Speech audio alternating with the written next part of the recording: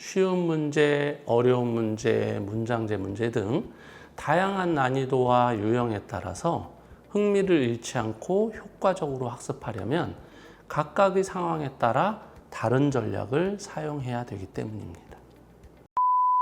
모든 학부모님들의 교육 고민 해결사 김쌤입니다. 가정에서 아이들의 문제풀이를 지도하시다 보면 속 터지실 일이 많으실 거라 생각됩니다. 물론 부모님 마음에 쏙 들게 모범생처럼 공부하는 친구들도 있지만 대부분의 아이들은 부모님의 잔소리를 부르는 재주를 가지고 있습니다. 쉬운 문제는 너무 쉽다고 대충 풀어서 틀리고 어려운 문제는 너무 어렵다고 포기하고 아니면 문제 풀기 싫어서 또 생각하기 싫으니까 무조건 모른다고 하면서 문제집을 부모님 앞에 가져오는 경우가 많습니다. 쉬운 문제든 어려운 문제든 아이 스스로 앉아서 꾸준히 문제를 홀로 풀면 얼마나 좋을까요? 오늘은 아이 스스로 효과적으로 문제풀이하는 방법에 대해 말씀 나눠보도록 하겠습니다. 학교에서 3월 한 달 동안 학교 담임 선생님이 아이들과 무엇을 하는지를 잘 살펴보시면 우리 아이 담임 선생님이 초보 선생님이신지 베테랑 선생님이신지 파악할 수 있습니다. 물론 이건 제 개인적 의견이니까 참고만 하시면 되겠습니다. 3월 한 달 동안 우리 담임 선생님께서 시간표대로 주간학습 계획대로 학습 진도를 꾸준히 잘 나가신다면 초보 선생님일 확률이 높습니다. 하지만 3월 한 달 동안은 시간표와 주간학습 계획을 좀 어기더라도 아이들의 학습 훈련, 과제 훈련, 모든 훈련에 힘을 쏟으시는 것 같다면 베테랑 선생님이실 확률이 높습니다. 그만큼 아이들과 첫 한 달 동안의 학습 훈련은 남은 1년의 학습 효과를 결정짓기 때문입니다. 수업 시간에는 어떻게 공부하는지, 과제는 또 어떻게 해야 하는지, 스스로 학습은 어떻게 해야 하는지 등 학습의 기초를 훈련하는 시간을 위해서 한 달 동안 교사가 품을 팔고 아이들의 습관을 어느 정도 정착될 때까지 훈련시켜서 고생을 하면 1년간 교사도 편하고 또 아이들은 엄청 잘 성장합니다. 마찬가지로 가정학습에서도 아이들이 문제집을 스스로 풀고 스스로 학습하는 훈련을 하지 않으면 아이들 스스로 공부하는 것은 어려운 것입니다. 쉬운 문제, 어려운 문제, 문장제 문제 등 다양한 난이도와 유형에 따라서 흥미를 잃지 않고 효과적으로 학습하려면 각각의 상황에 따라 다른 전략을 사용해야 되기 때문입니다. 첫째, 아이의 수준보다 쉬운 문제라서 아이가 지루해하거나 건성건성 풀어서 실수가 있다면 이럴 경우에는 어떻게 해야 될까요? 몇 개의 문제를 한 번에 수행하되 시간을 재면서 더 빨리 수행할 수 있도록 훈련할 수 있습니다. 그렇게 하면 아이 입장에서는 쉬운 문제들이기 때문에 자신이 있는 상태에서 시간 단축이라는 새로운 미션에 흥미를 갖고 집중해서 몰입할 수 있는 동기가 될 수 있습니다. 특히 아이가 이미 잘하고 있고 쉽다고 생각하는 연산 문제를 지루해할 정도로 많이 풀어야 된다면 이럴 경우에는 단기간 집중해서 풀도록 해야 하기 때문에 이런 방법을 사용하는 것이 좋습니다. 물론 짧게라도 초집중해서 연산 문제를 풀고 나서는 채점하는 동안 휴식 시간을 좀 줘야 합니다. 시간을 재서 빨리 풀었다고 채점하는 동안 또 다른 과제를 주고 계속 그렇게 하게 되면 아이 입장에서 빨리 풀면 풀수록 내가 공부하는 양이 늘어나는구나 생각하며 집중해서 빨리 푸는 동기가 사라질 수 있기 때문입니다. 이렇게 빨리 풀기 과제는 반드시 아이가 좋은 점수가 나올 수 있는 난이도로 과제를 제시해야 합니다. 아이가 시간을 재면서 문제를 빨리 풀었는데 좋은 점수가 나오지 않으면 빨리 풀기 과제로는 적절한 난이도가 아닌 것입니다. 빨리 풀기 과제에서 점수가 잘 나왔는데 시간이 느려졌다면 높은 점수를 매우 칭찬해 줘야 합니다. 우와, 다 맞았네? 하나밖에 안 틀렸네, 거의 다 맞았네, 다음엔 시간도 빨라지게 도전해보자 라고 격려해야 하는 것입니다. 반대로 시간은 빨라졌는데 틀린 문제가 많아졌다면 빨라진 시간을 매우 칭찬해 줘야 합니다. 우와, 너무 빨리 잘했다. 어떻게 이렇게 빨리 했지? 하지만 정확성을 유지하면서 빨라지는 것이 의미가 있으니까 너무 빨리만 하려고 하지 말고 최소 90점 이상의 정확성을 유지하면서 빨리 해볼까? 라고 격려한다면 정확성과 스피드를 높이는 데 함께 집중하게 될 것입니다. 하지만 대부분 부모님들은 우리 아이에게 또 욕심을 내게 됩니다. 달리는 말에 채찍질해야 된다 라는 명분을 가지고 거꾸로 하시는 경우가 많은데요. 점수 잘 나오면 에이, 시간이 더 늦어졌잖아. 또 시간이 빨라지면 에이, 점수가 더 낮아졌잖아. 이런 식의 부정적 피드백을 하게 된다면 열심히 집중해서 한 아이 입장에서는 김 빠지는 상황이 되겠죠.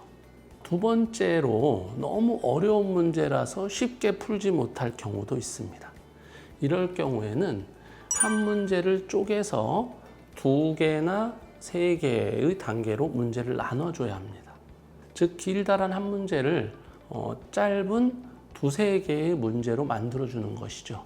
이렇게 문제를 변형해서 쪼개주는 것을 반복하다 보면 아이 스스로도 서술형 문제나 난이도 높은 문제를 단계로 쪼개서 풀이하는 것을 자연스럽게 배우게 됩니다.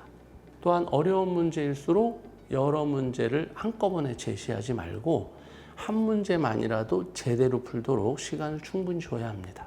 그렇지 않아도 어려운 문제를 하나도 아니고 여러 개를 계속 풀어야 되는 상황이 될 경우에 지레 겁을 먹게 될 확률이 높거든요. 게다가 한 문제도 제대로 안 풀리는데 그런 문제가 계속 있다? 거기다 시간까지 제한이 있다면 어떻게 될까요?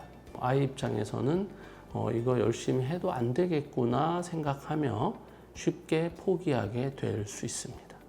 따라서 아이의 수준보다 어려운 난이도의 높은 문제를 시작할 때는 한 문제라도 충분히 생각하며 풀도록 해주고 이 한 문제도 또 2개, 3개의 단계로 나눠서 풀어내는 경험이 쌓이도록 기회를 줘야 합니다. 또한 혼자 충분한 생각을 가지고 한 문제를 풀어냈다면 또 다른 문제 하나를 풀도록 하고 혼자서 풀지 못했다면 어느 부분에서 막혔는지 아이의 풀이 과정을 잘 살펴보고 해당 부분만을 지도해 줘야 합니다.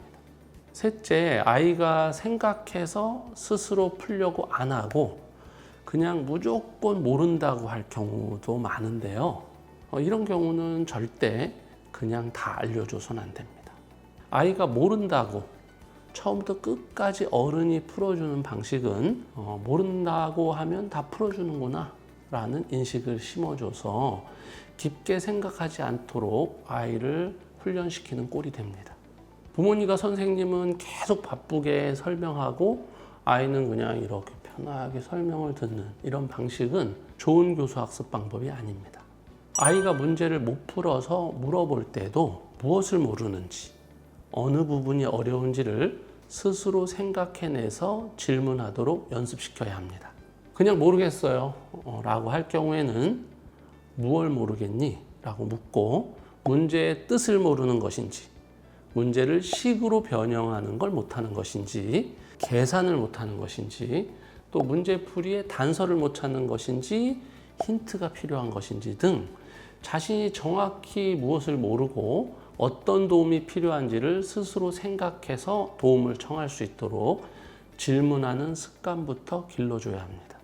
물론 느린 학습자나 학습에 어려움을 겪는 친구들의 경우는 모든 것을 모르고 어디부터 해야 될지조차 모르는 경우도 많습니다.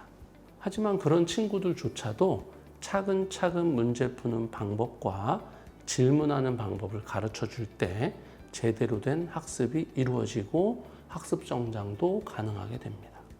아이가 계속 생각하고 질문하고 선생님이나 부모님의 짧은 힌트나 코칭으로 다시 돌아가서 생각하고 또 질문하는 그런 형태가 좋은 학습 형태입니다.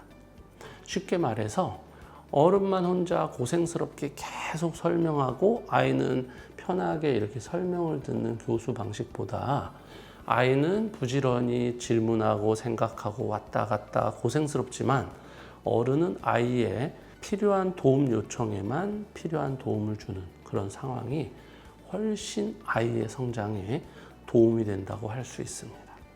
오늘은 아이 스스로 효과적으로 문제풀이하는 방법에 대해 말씀 나누어 보았습니다.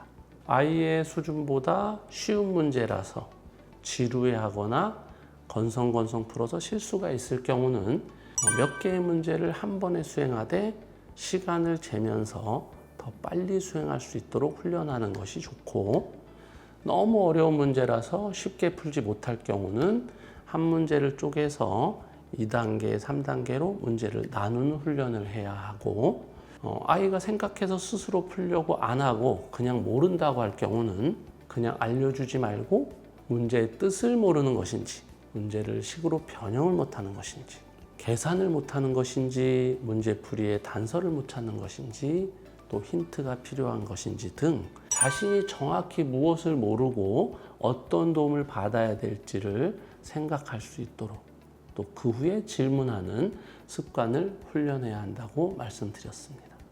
우리 아이가 어리면 어릴수록 아이 스스로 앉아서 꾸준히 홀로 문제를 푸는 것은 쉽지 않을 것입니다. 하지만 적절한 훈련을 통해서 부모님을 의존하는 비율이 조금씩 줄어들면서 스스로 해내는 영역은 더 늘어갈 것입니다. 비록 손이 많이 가고 힘들지만 우리 아이들을 위한 학부모님들의 손품들이 쌓여갈수록 우리 아이들은 더 잘 성장하게 된다는 것 잊지 마시고 힘내시기 바랍니다. 여러분들의 구독과 좋아요는 영상 제작에 큰 힘이 되고 있습니다. 교육과 관련해서 고민이 있으시거나 또 함께 나누고 싶은 교육 주제가 있으실 경우에 아래 댓글로 남겨주시기 바랍니다. 오늘도 영상 시청해 주셔서 감사합니다. 다음에 더 좋은 영상으로 찾아뵙도록 하겠습니다. 감사합니다.